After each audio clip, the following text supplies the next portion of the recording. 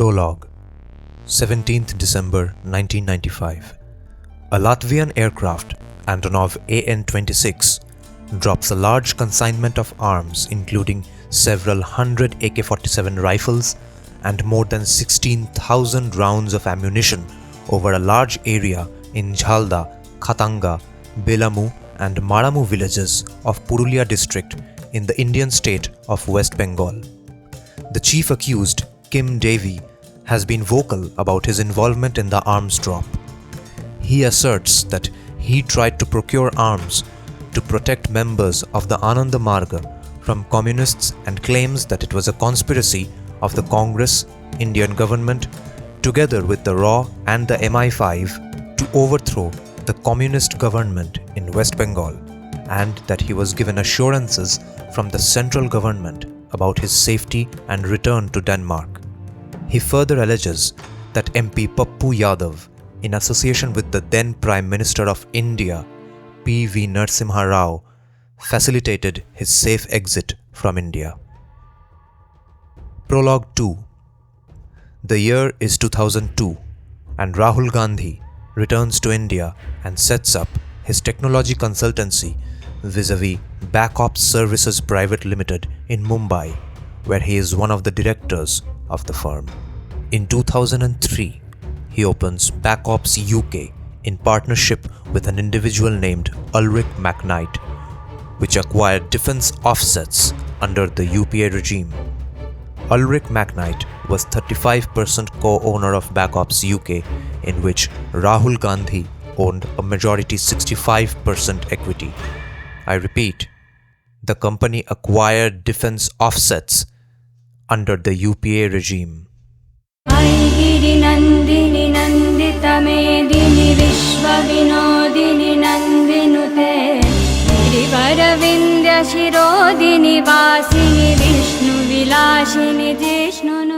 Hi guys, today let me take you on a journey, a chronology of events that start happening in 2004 when mysteriously Atal Bihari Vajpayee's government fails to return to power, up to events that take place in March 2023. I will simply point out the phenomenons and you are free to draw your own connections and conclusions.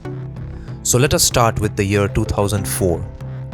A report by South Asia Monitor and Indo-Asian News Service says that the government of China and the Chinese embassy in India have been funding the Rajiv Gandhi Foundation, RGF, led by Congress President Sonia Gandhi. According to some estimates, the donation was to the tune of $2 million between 2004 and 2006. The link to this report is available in the description box. 2004 is also the year when the Indian National Congress comes to power and Dr. Manmohan Singh becomes the Prime Minister of India. On August 7, 2008, India Today publishes a report from Indo-Asian News Service which claims that, quote, India's ruling Congress and the Communist Party of China on Thursday signed a pact to put in place a mechanism that would help regular high-level exchanges between them, end quote. The report goes on to claim that, quote, the Memorandum of Understanding, MOU, also provides the two parties the opportunity to consult each other on important bilateral, regional and international developments, end quote. The MOU was signed by the Chinese Vice President and Standing Committee member of the CPC, or the Communist Party of China's Politburo, Xi Jinping, and Congress General Secretary Rahul Gandhi in the presence of his mother and party president Sonia Gandhi, sources told IANS, Indo-Asian News Network. Quote, it is strictly on the party-to-party basis, end quote, a source said here, which by logical extension means that this understanding was not on a government-to-government basis. This report has also been attached in the description box. Now, the year 2009. That UK-based company, Backops UK, floated in the year 2003, dissolves in 2009. Its annual return forms mentions Rahul Gandhi as a British national. accusing the Congress Vice President of declaring himself a British citizen to float a company in UK, BJP leader Dr. Subramaniam Swamy had written to Prime Minister Narendra Modi demanding that Rahul Gandhi should be stripped of Indian citizenship as well as his parliamentary membership. Also in 2009, the Rajiv Gandhi Institute for Contemporary Studies (RGICS) functions as a think tank and carries extensive and relevant research on contemporary issues. As per the RGF annual report, in April 2009, RGICS fellow Mohammad Saqib carried out a feasibility study named India-China Free Trade Agreement (FTA) in association with Purna Chandra Rao. The main objective of the study was to gain a better understanding of an FTA between India and China, analyze various trade issues, and identify who would stand to gain and lose from such an agreement. The report concluded that China would be the greater beneficiary in all trade dimensions because of the efficiency of its economy. Quote, "There is a principal need for India to improve its commodity structure to balance its performance of competitiveness and complementarities," end quote, the study said. The authors suggested that India needed, at the minimum, to diversify its products. The study concluded that, quote, "There are always losers and gainers in the regional and free trade agreements. India and China can balance the gains and losses through an FTA. Therefore, both governments should decide to enter into FTA negotiations.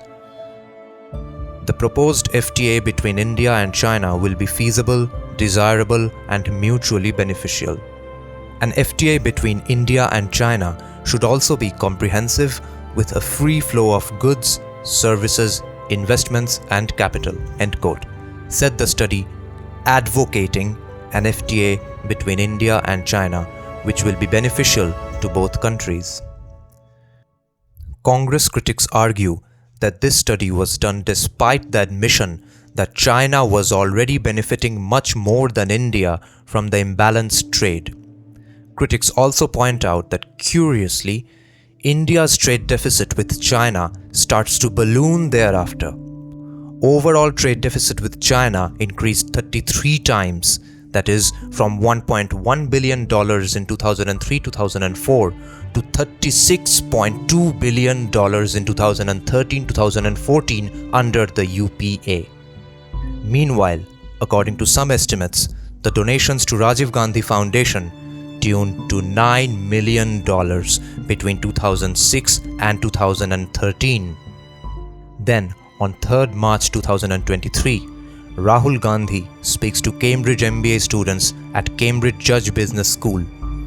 There he says, "The Chinese value harmony. Individual liberty is not central to their idea. Their idea is much more about society being in harmony because they've had massive tremors. They've had huge amounts of pain, they've had revolution, they've had civil war, they've had cultural revolution. So what they don't want is that things go out of control, that things spiral out of control and disorder comes, which is legitimate.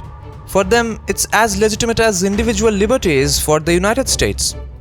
End quote. I leave it to the viewer to contemplate if India too has suffered massive tremors and huge amounts of pain and civil wars or not. And if so, would it be legitimate for the Indian government to also prioritize harmony over liberty?